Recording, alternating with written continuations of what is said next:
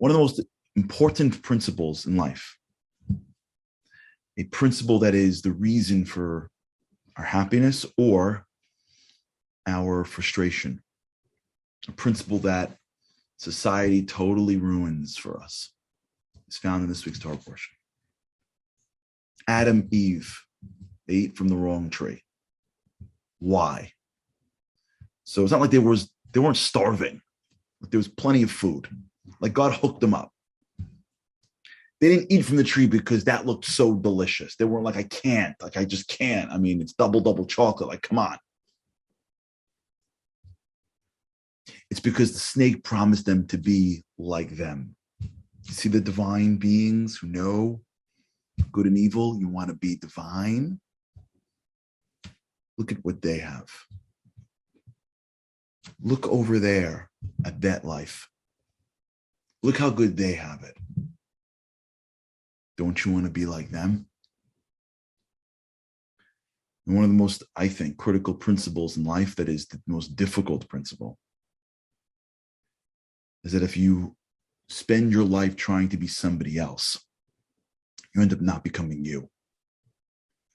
When you desire that which is not yours, you put at risk that which is. There are kids today that are not themselves because their parents want them to be somebody else. There are marriages today that are not what they can be because the spouse inside the marriage wanted the spouse to be like somebody else. There are people working jobs they shouldn't be working because somebody else has that job and they happen to be doing well. There are people in careers that they don't belong in because other people thought that it was important to go to that career.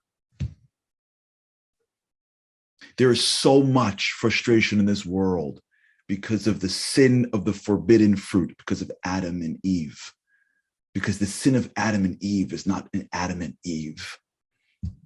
If it makes it to the Torah, it's timeless. The sin of Adam and Eve is the sin that we are always going through, all of us, every single year afterwards. All of us have been given some level of a garden opportunity, the ability to grow things, the ability to watch, la'avdo l'shamra, to grow and to work and to watch relationships, family, our own talents, overcoming our own challenges. All of us, God puts into our own Garden of Eden and says, listen, you got to do work. But if you focus your attention on your garden, on your life, on your kids, on your talents, on the things that I gave you, if you focus on that, it will bring you joy. You will do your job. You will be in the Garden of Eden.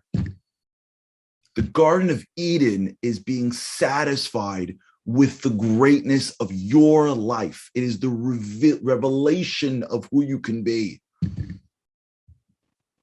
There's nothing that compares to how somebody feels when they are the best them. Every day the snake whispers in our ear and goes, your garden? Don't you want to be like them? Talk like them, dress like them, act like them, make your kids look like them. Change what you do so that you look like them. When you look over to the spouse that you have, see it in the context of somebody else's. When you look at the gifts that God gave you, don't just enjoy them. Here's what you do. Look at them in context to someone else's gift and enjoy what you have based on whether or not it's more or less than everybody else. We live our lives in context. Since we're little, we've always been competing. We live our lives in competition. The story of the Garden of Eden is that God says there's no competition. Everyone's got a garden. And if, God forbid, if you start eating from the tree that doesn't belong to you, you can run the risk of losing your own garden. Because Adam and Eve didn't just not eat from the tree, didn't just eat from the tree and not get what they wanted. They lost the garden.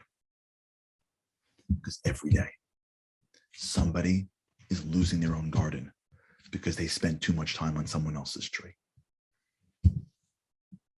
These Torah portions are lessons for life.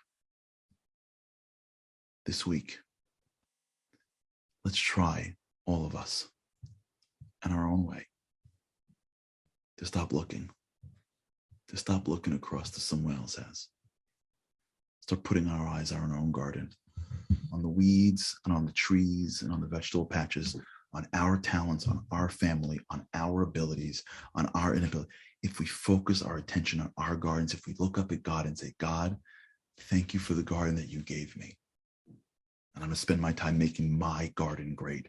You tell me that's not my tree. That's not my problem. If we turn to the snake and go, stop, I got plenty to do right here.